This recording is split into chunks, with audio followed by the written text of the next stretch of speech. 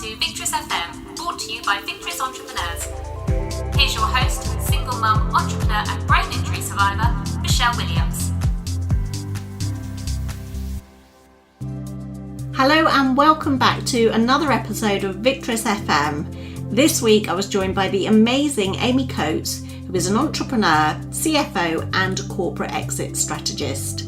During this episode, we discuss how Amy quit her corporate 9-to-5 job after 20 years to go after her dream of starting her own business, and how she's now helping other women to do the same through her business, the 2-Week Notice Society. And we talk all about the steps that we can all take to find our purpose and transition from employee to entrepreneur. I absolutely loved this interview with Amy, and I hope that you do too. Hello and welcome back to another episode of Victorious FM, where today I'm really delighted to invite Amy Coates onto Victorious FM. Welcome and thank you so much for joining us today, Amy.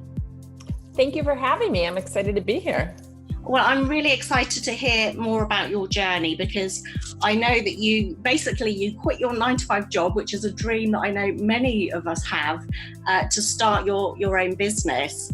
And I know that you're now really passionate about helping other women to do the same. So I wondered if you didn't mind sharing a little bit about your victory story. When I say victory story, this is really about celebrating women's triumph over adversity. So if you could share a little bit about your story, about where you were in your 9-to-5 and what it was really that made you take that enormous decision that, you know, so many of us also want to do as well. Sure. I was a financial controller for a technology company for several years, and I worked with all men. Actually, it was just me and another woman. And I did a lot of things for the company. It was a small company, but did big things, big revenue dollars. And I kept getting more and more responsibility, but my pay wasn't really increasing. My benefits weren't really increasing, but the company was doing much better. And I saw other people really kind of reaping the benefits of all of my hard work. And so I thought, well, if I can do this for someone else, I can do this on my own and be able to dictate my own schedule, help more people, and just have my own business. So my first business was actually, I took all of those skills, anything financial related for small businesses, bookkeeping, payroll, project management, and I created a business that offered those services to virtual and local clients. Mm-hmm. And that business actually scaled really quickly. And that's how I was able to leave my 9-to-5. But during that time, I had so many women reaching out to me and asking me, how were you able to leave? How were you able to build this business? And how can I do it too? And so I started coaching people for free without really realizing that this coaching industry was as big as it is, I guess. And I realized that was really where my passion lied. And so I created the 2-Week Notice Society. I created a course, and I started working one-on-one with clients. And, it has really taken off in the last year and a half. And it's everything that I love. It's just, helping women to live a life that they dream of is what I aspire to do every single day. Yeah, and I love that, because I know when I spoke to you just briefly offline there, you were saying that you were feeling quite burnt out in your corporate job. And I think that this is something that, many people climbing the corporate ladder do sort of feel. So do you think that was your turning point? Is that like the thing that made you think that, okay, I need to live my life a different way? Yeah, I was definitely burnt out. I was the sole responsibility for a lot of the things that I did for the company that I worked for. And so I had to work on my vacations. I had to work when I had a day off. I had to work on holidays and things like that. So I just, didn't want to do that anymore. And honestly, the work became really unfulfilling. It just became more mundane, and I didn't look forward to it really. And I couldn't imagine doing that for the rest of my life and feeling like that for the rest of my life. So I think we're like hitting on a couple of things. So one, burnout. You also mentioned that sort of familiar glass ceiling where when you're working for somebody else, there's a limit to what you can earn. Whereas obviously when you're working for yourself, you've kind of got a limitless opportunities there as well. But also I think you're talking about a real sense of purpose. Am I right in sort of hitting on that you were looking for more sort of purpose in your life as well? Absolutely. And I wasn't even really sure what that looked like. So what I did was I kind of took the easy way and created a business around what I knew, what I was doing in my 9-to-5. But that really led me to find a more purposeful place in this world, which is a 2-week notice society. So it was kind of like my stepping stone, my first business. I had to do that in order to figure out this is what I really wanted to do. And then obviously from that, like you said, you were hearing from women that were asking you, how did you do this? Because, there are so many women that really are stuck in, a 9-to-5 job, which again, they have no passion for. And I can completely relate to this because just to share a little bit of my story, my entrepreneurial journey began actually about 18 years ago after I was actually fired from my job for being pregnant, actually. And I went through a horrible sex discrimination tribunal. And in the process, I actually lost my baby. And it was after that I kind of made the decision that, no, I didn't want to go back to my 9-to-5. And so I had to look at, what can I do? And I think part of that was really, I felt quite betrayed by the people that I had previously worked for. And I thought, okay, I don't want to ever feel like I have to feel guilty for being pregnant or for wanting time off. I want to create my own life, my own destiny. But I was kind of forced into that decision, which kind of, as I look back on my life, it kind of makes it easier if you're forced into a corner and you have no other choice. But it must be a really scary decision to actually, when you are employed in that corporate 9-to-5 job and you've got a good income, to actually take that huge leap of faith. So do you have any sort of tips that you can share with us today for women that perhaps do want to transition from being sort of an employee to an entrepreneur? Have you got some tips that you could share with us today? Yeah, a lot of, when I work with people, a lot of it is very fear-based. I can help them with all the strategies and all the kind of the tactical things, but so much is mindset. And I still struggle with it every single day. It's just a little bit different, it shifts. But as far as what I did when I was leaving my 9-to-5 is I really determined how much I needed to make before I could actually give my notice, which really helped to create that cushion and to make it a little bit more comfortable. I felt more confident when I was leaving then and giving my notice that I already had this business created that was bringing in enough income for me to live on, where it didn't have to be, I didn't feel like I had to give my notice and then figure out how to make it work. So I think that's one huge thing that a lot of people think is that they have to give their notice and then, create all of this income, and it almost becomes like a desperate feeling.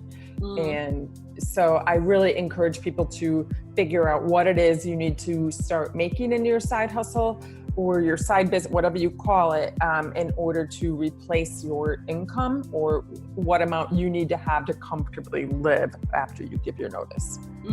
And what about, if people don't really have any idea of what they want to do? Because I know when I was back, if I look back on, back 18 years, I did a similar thing to you, actually. My background was in IT marketing. And so after I lost my job from being pregnant, I thought, okay, well, I don't want to work for anybody else, but actually I can probably earn much more money by going freelance and offering my services to corporations on a freelance basis.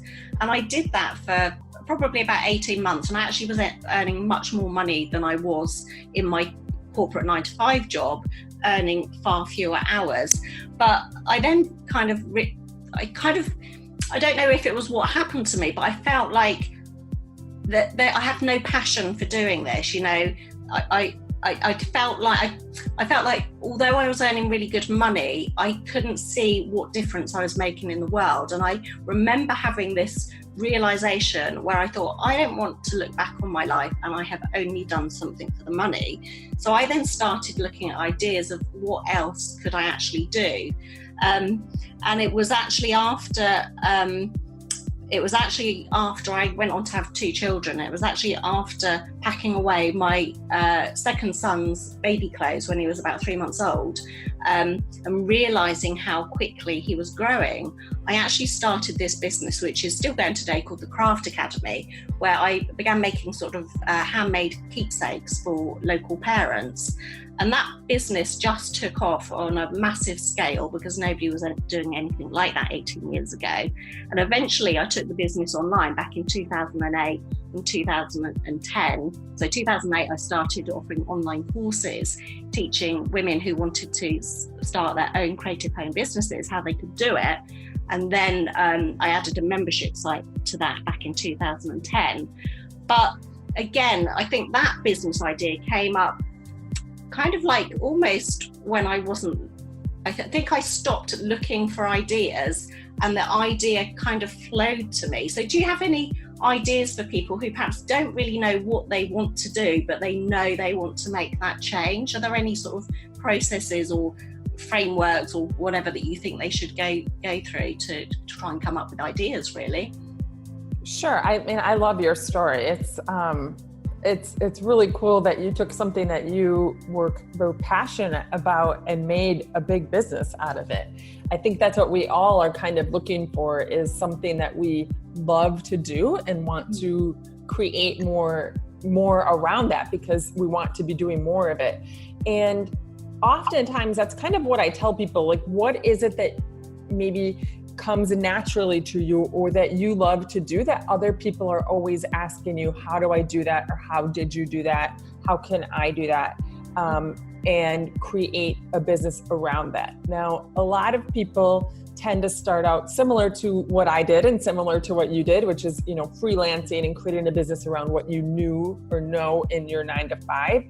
But it oftentimes ends up unfulfilling because even for me, similar to what you mentioned, is I almost felt like I was back into my 9 to 5 when I had that, because I had, 5 or 6 clients that I was working with that were bringing me a lot of income, but I also felt like I had 5 bosses sometimes that I was reporting to too, Yeah.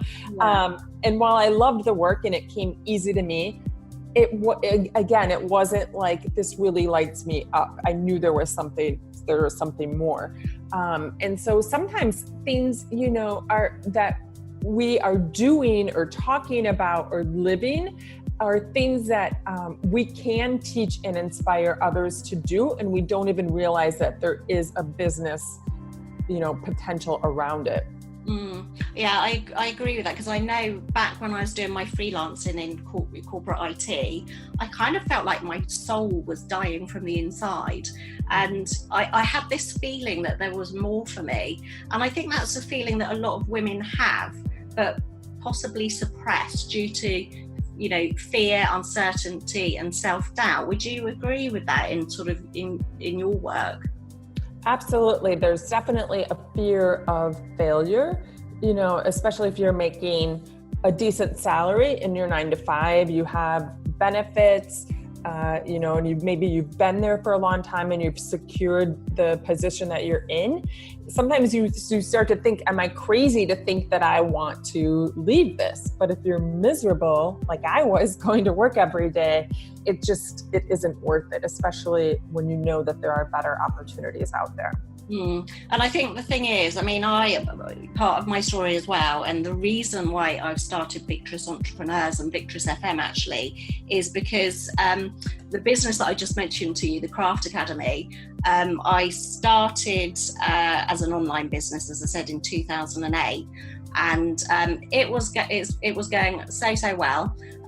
Life was great. And then suddenly in 2016, I suffered a brain hemorrhage, and everything changed. I went from, a couple of months before, I was in Las Vegas receiving an award for female entrepreneurship. And a few months later, I was literally lying in a hospital bed thinking that I was never going to see my children again. Consequently, not only was I in hospital for a long time recovering, but I also had to go and live in the care of my parents. And my recovery was so slow that I wasn't able to work for 3 years. But despite that, my business, not only did I survive, which is a miracle because it's quite rare to recover from a brain hemorrhage, but not only did I survive, but so did my businesses. And that is because I had created the firm foundations of a successful online business which brought in recurring income, whether I was working in the business or not. And that's really where my Victorious FM podcast comes from, because I want all women to realise that we have more power than we realise, and we all have a unique power to decide whether we want to be the victim or victorious of our own lives. And life is so short, so we really should be doing something that we love and we enjoy. I absolutely love that. I totally agree. Yeah, I mean, you have quite a story too. It is a story, but I think I'm sort of 50. I'm 50 years old now, and I've had quite a few things happen in my life, and that's why I'm so passionate about this victim to victorious story, because I can now look back on my life and some of the things that have happened, although they seem like awful at the time, and you can think, why is this thing happening to me? Sometimes it puts you on a different path. But again, you have to make that decision of whether you want to be the victim or victorious of your own lives, and you kind of have to look at the lessons that some of these things bring you. But so I love what you're doing, because I think that there's so many women out there, one who may have faced adversity and they've come to some sort of crossroads in their life. It may be divorce, or something's happened in their life and they're now at a crossroads and they want to do something different, or they may be in a corporate job that they hate, but they don't know what steps to take to or how to make the next step really to get to where they want to be. So can you give us a little bit more sort of information about how you can help women to do that, to really take those steps to get them from where they are to where they want to be? Sure. I mean, I think the first step is really getting clarity around what it is that you want to do. And even if it is starting to freelance, like, both of us have done, and that I've seen a lot of people do, that sometimes brings out more and it really starts to get your ideas flowing around what it is that you can do. Secondly, I always talk about, just like you talked about, is creating that foundation in your business. I always say I have a financial background, so I am really big on creating that sustainable income model rather than something that is going to maybe, I don't want to say get rich quick, but like give you income fast, but then it's going to be this hustle to keep that up throughout. I'm really adamant about creating something that's more sustainable, even if it's more of a slower go to start, but really being able to do that and keep that long term. Yeah, I love that, because the thing is, I think there's no such thing really as an overnight success, is there? I think that sometimes it's very easy to look at really successful people and think that, oh yeah, they've had it easy, they were lucky, they've kind of made it overnight. But nobody really sees the hard work that goes on behind the background. Would you agree with that?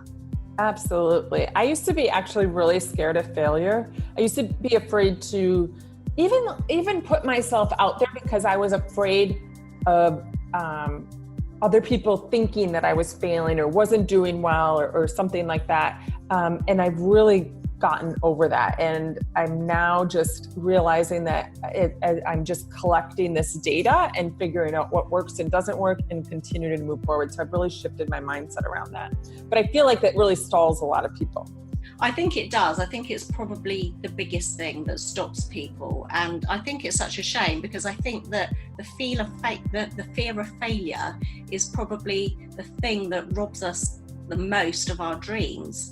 I do speak to so many people that want to start a business, and that's the thing that stops them. But what I have learned during my 18 years in business is that I treat sort of failures, because we all have them, of course we do. Starting a business is a learning process. So one, you've got to come out of your comfort zone and do things that scare you. But two, you don't necessarily know how to do the things in the first place, so you're not necessarily going to get it right. You are going to fail. But I think the way that you have to look at it is realize that these are opportunities to learn, evolve and grow. That's what I've found, and I don't know how you feel about that and what you found in your own experiences.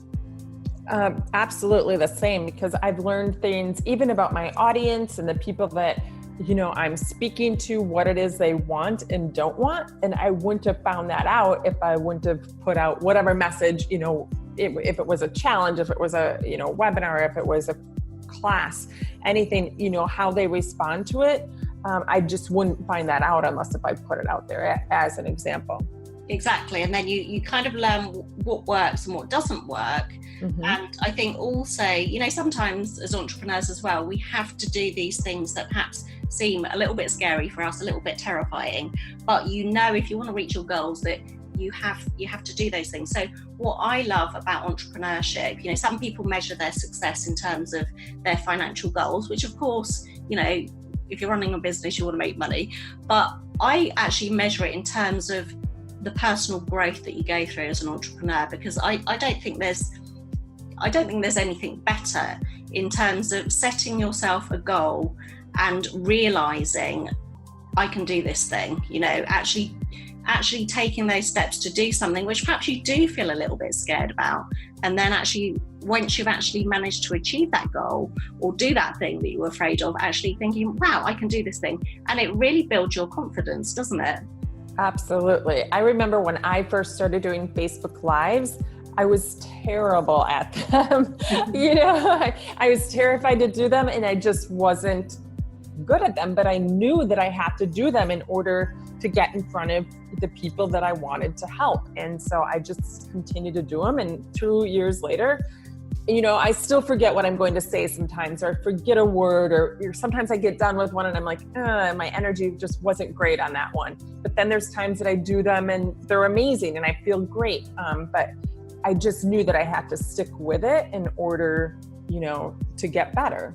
Yeah, there's that book, isn't there? Feel the fear and do it anyway. And I think that, that's such a valid thing, because, we do all have to do these things that we're a little bit afraid of. I mean, for me, starting a podcast as well, that seemed like a terrifying thing to do. When I look back to me at school, I was so shy, I was like scared of speaking to people. So that's a really big thing. But also because I'm a brain injury survivor, so I suffer with cognitive issues and memory loss and things like this. So I've got the fear of, am I going to press the record button? Am I going to forget what I want to talk about halfway through? But I made that decision that no, I have this purpose in my life that I really want to help women realize that they have the choice of whether they go from victim or victress, and they can create whatever success they want in their lives. It is, at the end of the day, down to us.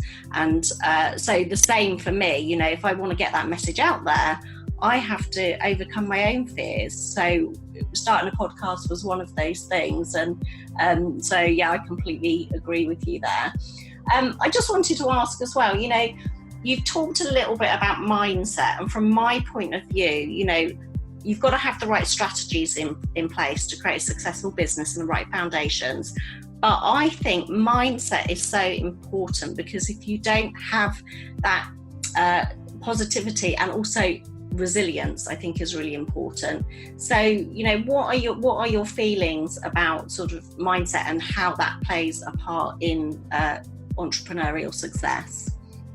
I think it plays a huge part. I actually had no idea how much mindset and personal development would be needed as I became an entrepreneur. It's something, at least in my 9 to 5, was never talked about, was never really encouraged. But once I started my side hustle and then became full-time in my business, I really realized how much a part I needed, or how much I really needed to focus on that in order to succeed and grow.